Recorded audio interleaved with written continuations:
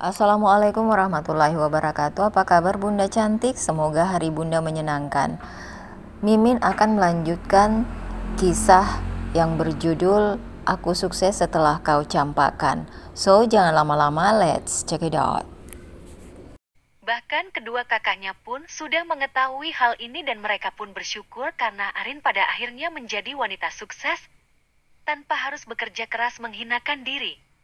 Hanya dengan mengandalkan otak, wanita muda itu berhasil menjadi sosok yang dikagumi oleh para banyak pembaca dengan ide-ide cerdasnya. Meskipun di kampung tersebut Arin tidak terlalu tenar, tetapi Arin cukup terkenal di beberapa media platform online dengan tulisannya yang benar-benar bagus. Meskipun Arin saat ini sudah memiliki gaji yang lebih besar daripada gaji yang diberikan oleh Pak Yusuf, tidak serta-merta membuat Arin sombong. Wanita itu juga tetap bekerja di sana dan tidak berniat untuk keluar sedikit pun. Ketika dirinya sedang menginput data ke dalam komputer yang ada di hadapannya, tiba-tiba saja dari sebelah kirinya terdengar seseorang yang menyerukan salam. Assalamualaikum, Rin. Wanita muda itu terperanjat dengan tubuh yang bergetar. Ketika dia menoleh ke samping kanan, ternyata laki-laki yang bernama Yohan Syahputra itu sudah berdiri tegak di hadapannya dan membawa setangkai mawar merah segar seperti biasa. Waalaikumsalam, Mas. Untuk kesekian kalinya mereka saling tatap dalam diam. Arin tidak tahu harus berkata apa setelah ini. Jantungnya berdebar-debar ketika laki-laki itu menyodorkan setangkai mawar merah dan meraih kursi stainless dan duduk di sampingnya. Bagaimana kabarmu hari ini? Aku baik-baik saja, Mas. Bagaimana dengan kabar Mas Yohan? Terjadi basa-basi di sana yang sebenarnya sudah basi. Yohan pun ingin bertanya secara to the point bagaimana proses sidang wanita muda tersebut. Namun, bibirnya hanya terbuka dan tertutup berulang-ulang. Dia tidak memiliki keberanian untuk menanyakan hal seperti itu. Tetapi pada akhirnya, pertanyaan itu dia tanyakan dengan lugas. Aku baik-baik saja. Ngomong-ngomong bagaimana proses sidang? Aku dengar dari Amelia kemarin kamu tidak bekerja karena menghadiri sidang terakhir. Apakah statusmu sudah menjadi janda sekarang? Tidak dapat dia bayangkan betapa malunya ketika bertanya dengan lantang seperti itu. Setelah mengantongi izin dari bapaknya, maka Yohan pun tidak ingin berlama-lama untuk mengutarakan perasaannya kepada Arin. Sudah sukses, Mas. Kenapa memangnya? Arin merasa bodoh. Dia ingin mengutuk mulutnya sendiri yang bertanya seperti itu. Padahal sudah jelas-jelas Yohan sedang melakukan pendekatan kepadanya. Terlebih dengan setangkai mawar yang ada di hadapan sudah menunjukkan dengan pasti bahwa pria itu masih memiliki ketertarikan padanya dan memiliki keinginan untuk berumah tangga dengannya. Baguslah jika begitu. Karena setelah kamu bercerai, maka akulah yang akan berjuang untukmu. Kamu tidak perlu terburu-buru ingin menerimaku atau tidak, karena rasa tidak bisa dipaksakan. Aku sendiri yang akan membuatmu jatuh cinta padaku dan akan kupastikan kamu akan menjadi wanita terakhirku. Bersama dengan kalimat itu disampaikan, Yohan beranjak dari tempat duduknya dan memberikan salam kepada Arin. Arin yang tampak syok dengan pernyataan itu, memegangi dadanya kuat-kuat dan merasakan debarannya semakin menggila. Apa benar laki-laki tampan seperti Mas Yohan menyukaiku sedemikian dalam? Tetapi jika tidak, pria itu tentunya tidak akan gencar melakukan pendekatan seperti ini, kan? Arin mendesah resah. Meskipun dia saat ini disukai oleh bosnya sendiri, tetapi tidak membuatnya besar kepala dan merasa diistimewakan. Laki-laki yang belakangan ini dia ketahui telah menjabat sebagai direktur pemasaran di sebuah pabrik terkemuka di kotanya itu, benar-benar sangat misterius. Yohan sendiri masih menerimanya meskipun dia telah berstatus janda. Hal ini pula yang Arin tidak mengerti. Di saat laki-laki itu dikejar oleh banyak wanita dan juga bisa memilih seperti apa tipe wanita yang akan menjadi calon istrinya, mengapa Yohan justru memilih dirinya? Sedangkan di tempat lain, keresahan hati juga dirasakan oleh Rama. Pria yang berharap dijadikan laki-laki satu-satunya oleh wanita bernama Yula tersebut ternyata dipatahkan oleh angan-angannya sendiri. Yang siapa laki-laki bernama Burhan yang sedang menghubungi kamu ini? Rama baru saja keluar dari kamar mandi. Dia mendapati ponsel yang tergeletak di atas ranjang tersebut dan berdering berulang kali. Di dalam layar ponsel tersebut, terdapat sebuah nama kontak yang bisa dia baca dengan jelas bahwa itu adalah Burhan. Sebagai seorang laki-laki yang telah menemani Yola selama beberapa waktu belakangan, tentu saja membuat Rama bersikap cemburu dan ingin tahu segala hal yang dilakukan oleh wanita ini di belakangnya. Memangnya kenapa? Sahut Yola acuh. Wanita berusia 35 tahunan itu tidak menanggapi celotehan laki-laki yang berada di samping tubuhnya. Dia masih sibuk mengoleskan krim malam di wajahnya supaya membuat kerutan-kerutan di area mata itu sedikit tersingkirkan. Tentu saja aku cemburulah, Yang. Kamu lihat pesan yang dikirimkan olehnya. Dia mengatakan jika ingin bertemu denganmu dan ingin berkencan denganmu. Mengapa kamu berbuat ini padaku, Yang? Aku jelas sakit hati jika kamu perlakukan seperti ini. Mengapa kamu tidak puas denganku saja, Yang? Cecar Rama. Tentunya dia ingin membina rumah tangga dan juga hubungan serius dengan Yola. Tetapi ketika wanita itu dituntut mengenai pernikahan, jawabannya selalu tidak dan tidak sehingga membuat Rama pun resah. Dia juga tidak mau berkubang dalam dosa selama-lamanya dengan wanita tersebut. Meskipun apa yang dia lakukan selama beberapa bulan belakangan ini adalah sebuah dosa besar, tetapi dia tidak peduli. Mendengarkan pernyataan yang disampaikan oleh laki-laki di sampingnya itu membuat telinga Yola memanas. Wanita muda yang hendak memoleskan krim terakhir di wajahnya itu melirik dengan tatapan tajam. Memangnya apa kamu cemburu kepada dia? Bukankah sudah kukatakan kepadamu jika kamu tidak perlu cemburu ataupun marah dengan semua hal yang aku lakukan karena kamu memang tidak berhak mengatur hidupku? Tatapnya dengan nyalang. Yola tidak terima ketika Rama terkesan mengatur hidupnya dan mengekang dia melakukan sesuatu. Karena pada dasarnya, selain dia membutuhkan barang yang besar untuk membuatnya tetap hangat di atas ranjang, Yola juga membutuhkan uang dari laki-laki bernama perusahaan tersebut untuk menyokong kehidupan mereka. Dia tahu sendiri jika Rama dan keluarganya persis seperti lintah darat yang hanya mengandalkannya ini dan itu. Bahkan, Yola pun sebenarnya sudah jijik kepada laki-laki yang tidak bermodal tersebut. Namun karena barang lama melebihi ekspektasinya dari segi diameter dan panjangnya, maka sebisa mungkin Yola mempertahankan laki-laki tersebut untuk tetap berada di sisinya. Rama sebenarnya juga tidak ingin membuat wanita itu marah. Karena tentu saja dia tidak bisa melakukan apapun tanpa Yola. Tetapi rasa kecemburuan yang membelenggunya lah yang membuat Rama bersikap sedikit posesif kepada wanita itu. Bahkan dengan tidak tahu dirinya, Rama meminta dihargai, kendati harga dirinya sudah dia rendahkan di hadapan Yola sendiri. Aku tahu jika aku menggantungkan semuanya padamu, Yang. Tetapi aku juga ingin dihargai sebagai seorang. Wanita itu beranjak dari tempat duduknya dan merasa marah dengan apa yang disampaikan oleh Rama. Dia benar-benar tidak terima ketika laki-laki yang menjadi penghangat ranjangnya itu justru menuntut lebih daripada apa yang telah mereka sepakati bersama. Siapa? Siapa yang pantas kuhargai? Bukankah seharusnya kamu yang menghargai semua keputusanku karena kamu memang tidak berhak melakukan apapun ataupun mencegah ini dan itu? Kita berdua hanya sebatas partner di atas ranjang dan tidak ada hubungan apapun, Ram. Jangan lupakan hal itu. Kita juga bukan suami istri dan aku tidak perlu menghargaimu sebagaimana kamu adalah laki-laki yang pantas kuhargai. Kamu meminta mobil dan meminta barang-barang branded pun sudah kubelikan. Lalu untuk apa kamu menuntut dihargai lagi ketika dirimu sudah kubeli dengan aneka barang-barang itu? Rama terdiam tanpa kata ketika ucapan yang menohok itu menghujam tepat pada jantungnya.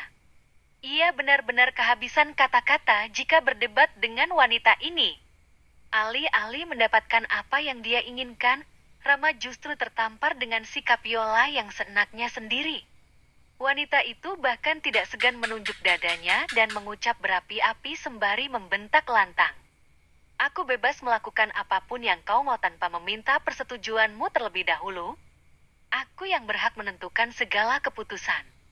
Kamu diwajibkan menurut dengan peraturan semua yang kuterapkan di apartemen ini. Tetapi aku tidak memiliki kewajiban untuk menuruti peraturan yang kamu terapkan karena kamu tidak berhak sama sekali. Jika kamu tidak terima dengan apa yang kulakukan, mengapa kamu tidak angkat kaki saja dari sini? Telapak tangan Rama terkepal di samping tubuh ketika kalimat panjang lebar itu disampaikan dengan lugas. Rasanya Rama ingin menepi sejenak dan meninggalkan kehidupan ini supaya bisa berpikir jernih mengenai masa depan apa yang harus dia pilih. Ada segumpal kecewa yang mengakar kuat di dadanya. Saat tahu niat baiknya justru dianggap lain oleh perempuan yang tidak lain kini menjadi bagian terdekat dalam hidupnya. Wanita yang masih tampak energik itu tampak mengayunkan langkah ke kiri meninggalkan Rama yang masih mematung di sana. Aku hitung 1 sampai 3. Segera putuskan apakah kamu masih mau berada di sini atau tidak. Karena jika tidak, lebih baik tepat kemasi barang-barang dan kembalikan semua benda yang...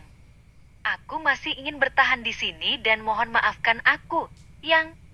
Rama menundukkan pandangan dan mendekat ke arah wanita itu sembari meminta maaf. Dia tidak ingin kehilangan uangnya, apalagi kehilangan ATM berjalannya. Untuk itu, apapun yang akan dilakukan oleh Yola tidak akan dia protes kembali. Sekarang yang dirasakan oleh Rama adalah sesal menumpuk di dada dan membuat dirinya mati rasa. Apakah ini balasan atas doa yang setiap hari kamu langitkan kepada Tuhan, Rin? Mengapa setelah aku memilih jalan hidupku sendiri, aku justru tidak bahagia? Sesalnya berulang-ulang. Bab ke-22. 6 bulan sudah berlalu. Kini, Arin masih melanjutkan pekerjaannya menjadi admin di sebuah toko perabot yang lumayan laris setiap harinya. Ia menekuni pekerjaan tersebut karena tidak ingin dikatakan sebagai wanita pengangguran yang banyak uang.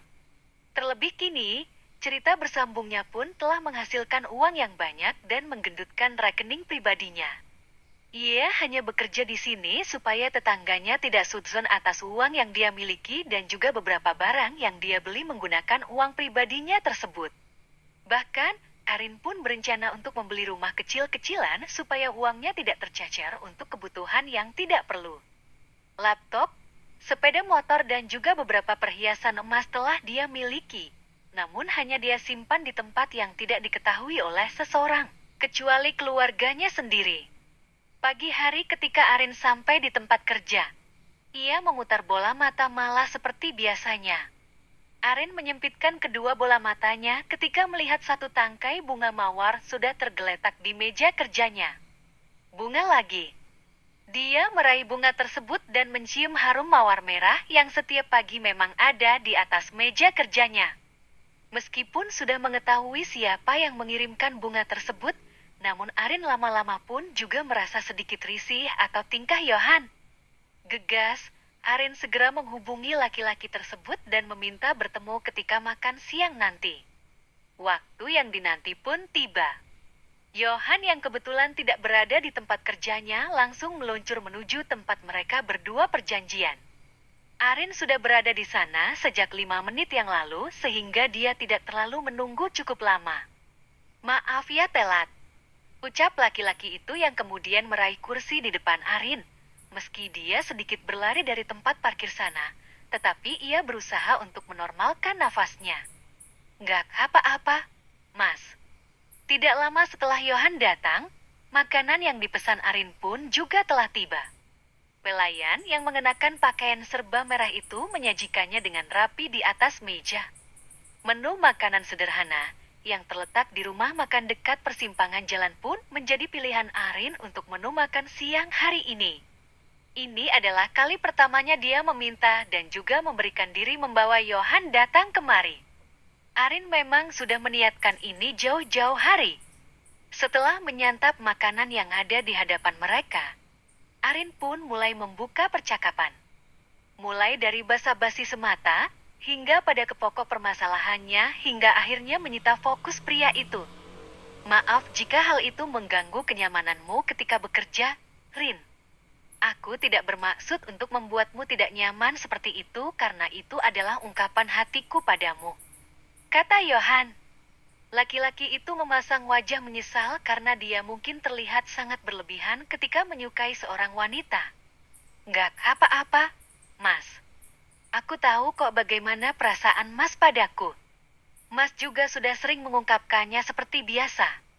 Akan tetapi, Mas bukanlah EBG yang baru saja merasakan jatuh cinta. Aku nggak ngelarang Mas untuk melakukan itu.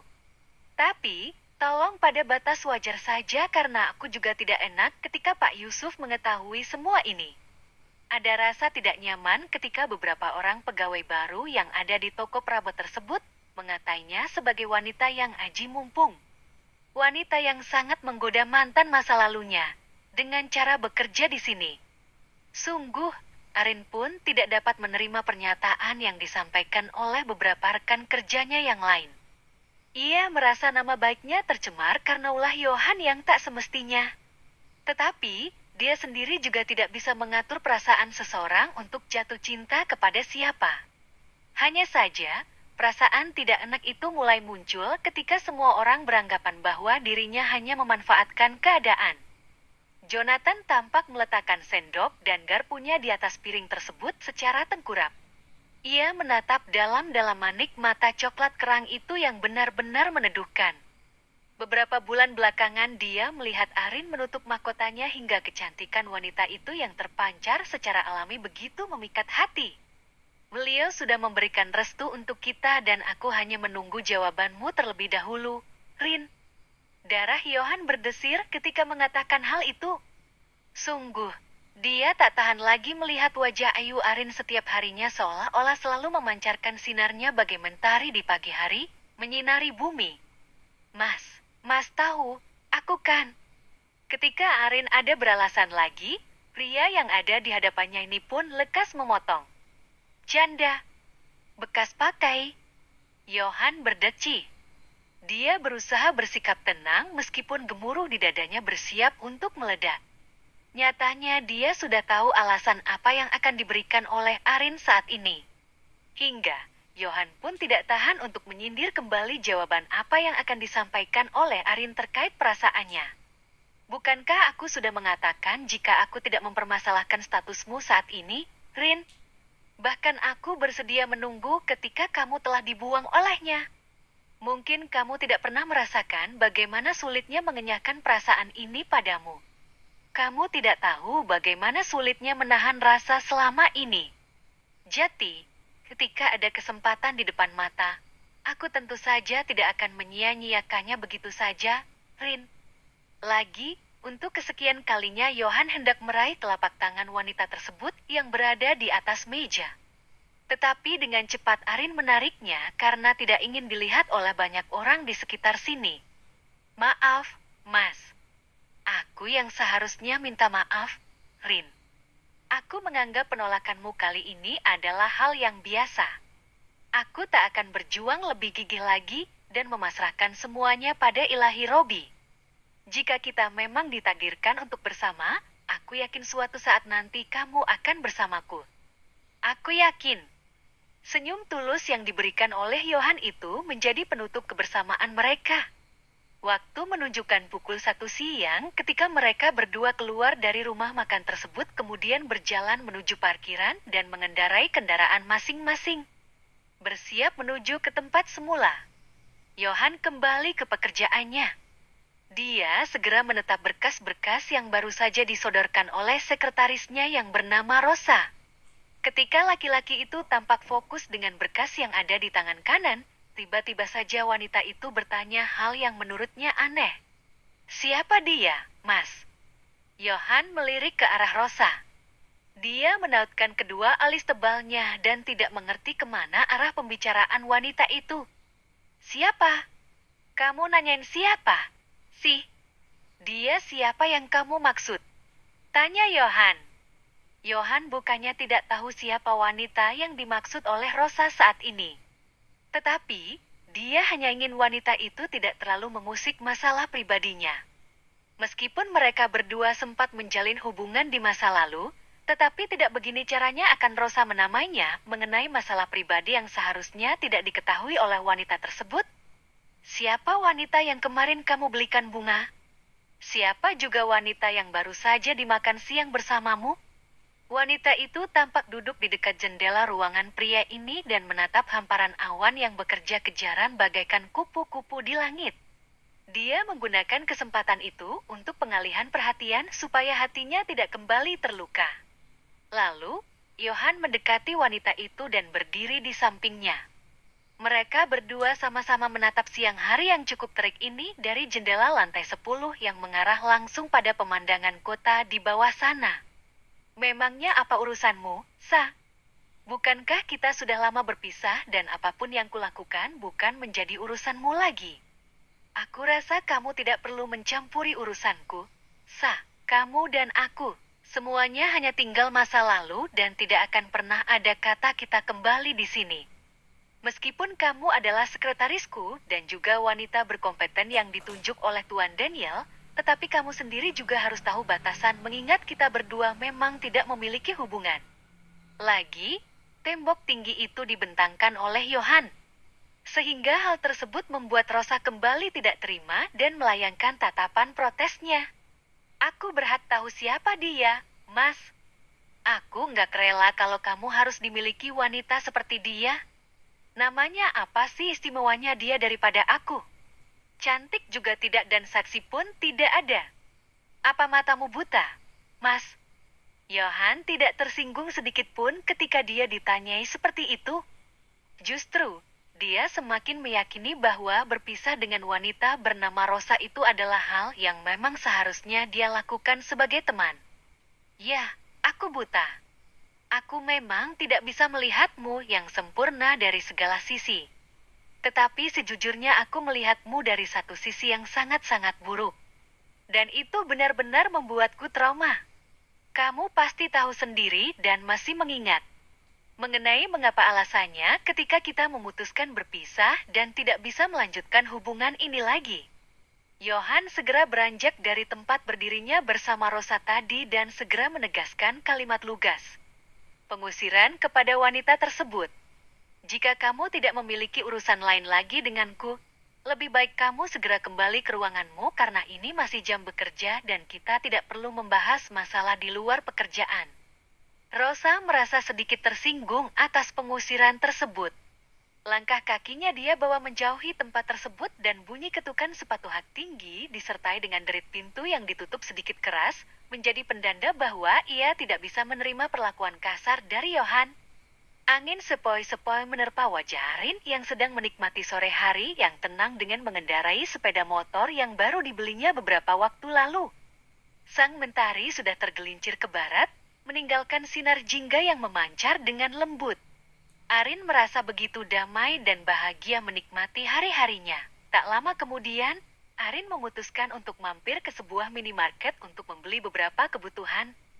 Namun, ketika baru saja turun dari motornya, tiba-tiba dia dikejutkan oleh suara keras yang sangat familiar di telinganya. "Hei, janda gatal!" teriak seseorang dari kejauhan. Arin segera berbalik badan, dan matanya langsung tertuju pada sosok yang dia kenali dengan baik. Susi, mantan adik iparnya, kini berdiri tegak di depannya dengan wajah yang penuh kemarahan. Senyum yang tadinya menghiasi wajah Arin perlahan menghilang. Luntur begitu saja, digantikan dengan raut keheranan dan sedikit rasa sakit. "Hah, lo apain teman gue ha? Udah tahu si Yohan gebetan teman gue, lo ombat juga. Nggak laku sampai kegatalan dan ngejar-ngejar segitunya." Susi yang tampak marah, melangkah mendekati Arin sambil melontarkan kata-kata hinaan yang menyayat hati. Sedangkan Arin mencoba untuk tetap tenang, namun dalam hati, dia merasa terluka oleh ucapan mantan adik iparnya itu. "Hei, asal lo tahu. Lo tuh harusnya sadar. Jangan mentang-mentang lo udah glowing, agak cakepan dikit, lo justru godain bos lo. Nggak punya harga diri banget. Sadar, woi, sadar. Lo tuh Kismin. Dan Yohan. Aduh, bagai langit dan bumi. Lo tuh, arek banget tahu nggak?" Wajah Arin tampak semakin pucat seiring dengan deretan kata-kata yang keluar dari mulut Susi. Tubuhnya bergetar, menahan emosi yang semakin memuncak. Namun, Dia tahu bahwa dia harus tetap bersikap dewasa dan tidak terpancing oleh provokasi Susi. Setelah Susi selesai mengeluarkan seluruh unek-uneknya, Arin hanya menatapnya dengan tatapan yang datar, mencoba menenangkan hati yang sudah terluka. Dia tidak ingin terlibat dalam pertengkaran yang tak berguna, apalagi di tempat umum seperti ini, dan memilih mengurungkan niatnya berbelanja lagi. Hah? Jika si tahu Emelo, ya. Jangan deketin Johan supaya teman gue nggak semakin brutal, Emelo. Gue udah peringatin, kalau lo nekat, gue sikat juga lo. Arin memilih terdiam. Dia tak takut, tetapi sengaja tak melawan sebab menjaga nama baiknya di sini. Ketika Susi berlalu, barulah dia menghela napas lega karena dirinya sendiri tak terpancing. Ya Allah, lapangkan hatiku menerima hinaannya.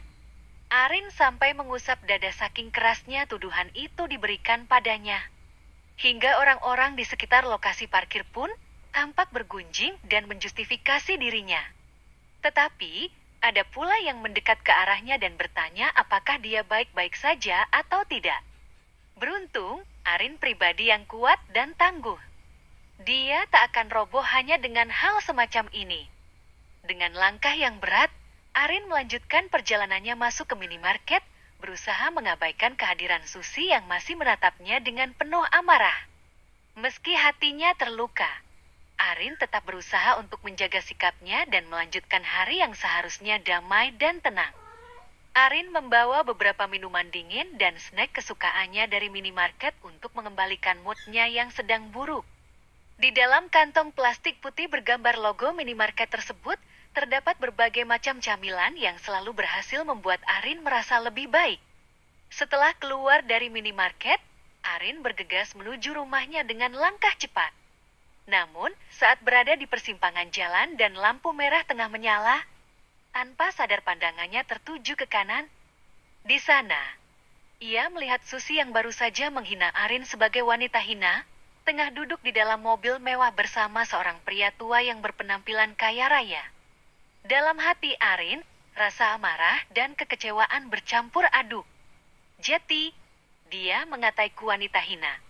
Tetapi dia sendiri berhubungan dengan kakak kaya raya itu. Sika. Tak sadar diri. Gumam Arin penuh kegetiran. Ekspresi wajah Susi yang terlihat begitu manja pada pria itu, membuat Arin semakin yakin bahwa Susi hanya memanfaatkan hubungannya dengan pria tua tersebut demi mendapatkan keuntungan materi. Arin mengepalkan tangannya erat, menahan rasa marah yang membara. Ia bersumpah dalam hati bahwa ia tidak akan membiarkan Susi terus berlaku seenaknya dan menjatuhkan harga diri orang lain. Arin bertekad untuk membongkar rahasia kotor Susi dan membalas perlakuan buruknya itu. Ketika lampu hijau menyala, Arin melangkah tegap, semangatnya kembali membara untuk melawan ketidakadilan yang ia rasakan. Baiklah, akan kubongkar rahasiamu nanti, kata Arin lagi. Tunggu ketika saatnya tiba. Arin bukan wanita pendendam. Akan tetapi, dia akan ikut membalas perbuatan buruk itu. Di mana Susi telah menghinanya dan dia tak akan tinggal diam lagi setelah ini. Berharap akan ada pertolongan Tuhan yang bisa menyadarkan wanita itu. Bab ke-23. Halo. Arin menerima panggilan telepon tersebut ketika ponselnya berdering sejak dirinya pulang bekerja tadi. Awalnya Arin ingin mengabaikan panggilan telepon tersebut karena tidak mengenal sosok itu. Akan tetapi ketika panggilan tersebut terus-menerus masuk ke layar ponselnya, maka dia tidak dapat mengabaikan dan menerima panggilan telepon tersebut. Benar ini dengan Arin. Terdengar suara seorang wanita dari seberang sana. Arin sendiri pun bingung karena tidak mengenali suara tersebut. Yang dia tahu, nomor teman-temannya pun juga sudah dia simpan dan dia hafal betul bagaimana suara mereka ketika ditelepon. Tetapi dengan wanita ini, Arin tidak mengetahuinya sama sekali. Ya, saya sendiri. Ada perlu apa Anda menghubungi saya malam-malam seperti ini? Saya rasa kita tidak saling mengenal dan aku ingin berbicara tentang Johan.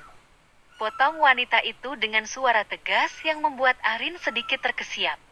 Jantungnya bertalu-talu ketika nama itu disebut.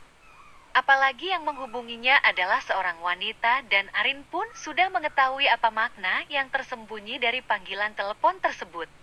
Yohan? Maksudnya Mas Yohan anaknya Pak Yusuf. Siapa lagi yang itu maksud jika bukan dirinya? Wanita yang ada di seberang telepon sana tampak menghilang nafas. Sejenak kemudian wanita itu berbicara dengan lantang yang membuat Arin cukup terkejut karena wanita itu meminta bertemu. Baiklah, aku akan menemuimu besok siang, ketika waktu makan siang tiba. Tentukan saja tempatnya dan aku akan datang menghampirimu. Meskipun tidak percaya diri untuk menghampiri wanita yang mungkin ada hubungannya dengan Yohan, tetapi Arin tidak memiliki pilihan lain selain mengiyakan saja. Wanita itu menutup panggilan telepon sepihak dan Arin langsung menghempaskan bobot tubuhnya di atas ranjang, sembari menatap langit-langit kamar yang memiliki plafon itu. Keesokan harinya, waktu yang dinanti pun tiba.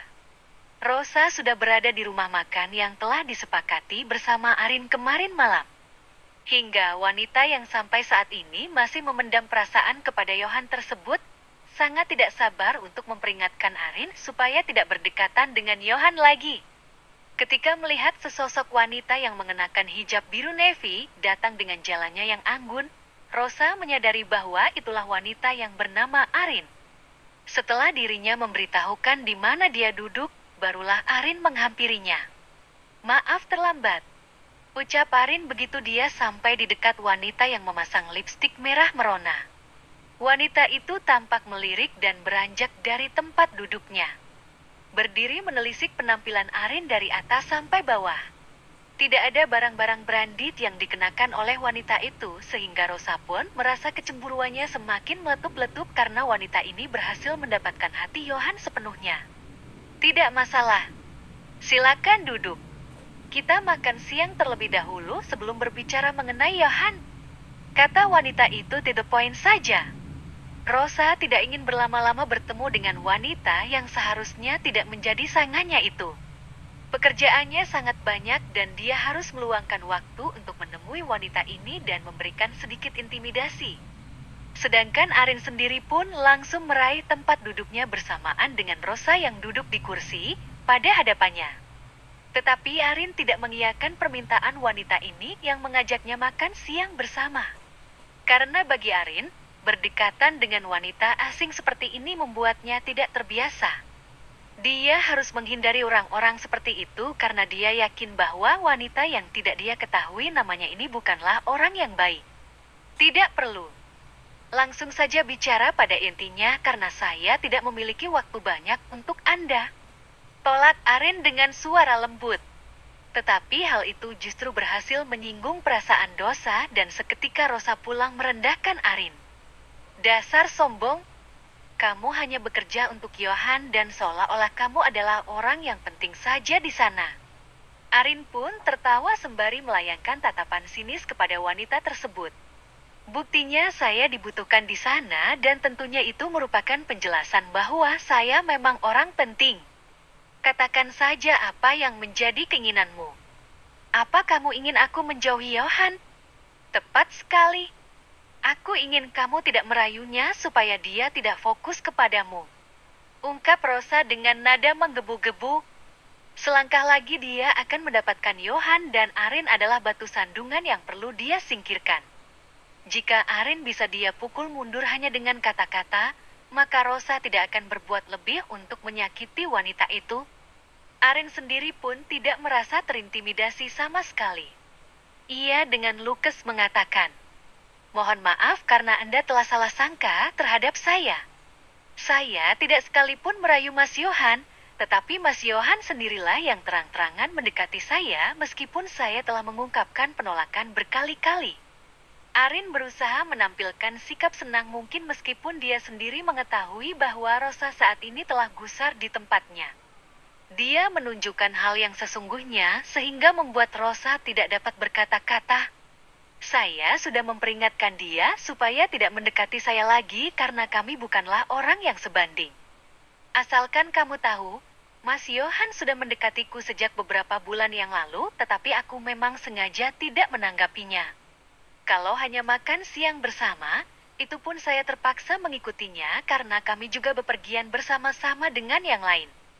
Jika kamu merasa tersaingi dan merasa bahwa saya adalah wanita yang merebut Johan darimu ataupun merasa bahwa saya adalah wanita yang menggoda Mas Johan, maka kamu salah besar. Tentu saja kamu sudah mengetahui siapa wanita yang dituju Mas Johan. Jika kamu tidak terima ketika dia mendekati saya seperti ini, maka kamu bisa mengatakannya kepada Mas Johan secara langsung dan tidak perlu menakut-nakuti saya. Selagi yang saya lakukan adalah hal yang benar, saya tidak akan takut sama sekali dengan Anda. Rosa merasa bahwa Arin bukanlah wanita yang mudah untuk dia sepelekan. Ia terdiam tanpa sepatah kata pun dan meraih minuman dingin yang ada di hadapannya. Hingga tidak lama kemudian, Arin pun berpamitan padanya dengan cara yang sangat anggun. Kalau tidak ada yang ingin Anda bicarakan lagi, saya kembali dulu karena pekerjaan saya masih banyak. Permisi. Arin segera pergi meninggalkan tempat tersebut. Tetapi baru satu langkah dia menjauhi meja itu, tiba-tiba Arin merasakan cairan dingin membasahi sebagian tubuhnya dari arah belakang dan membuat hijabnya pun basah. Dasar wanita murahan.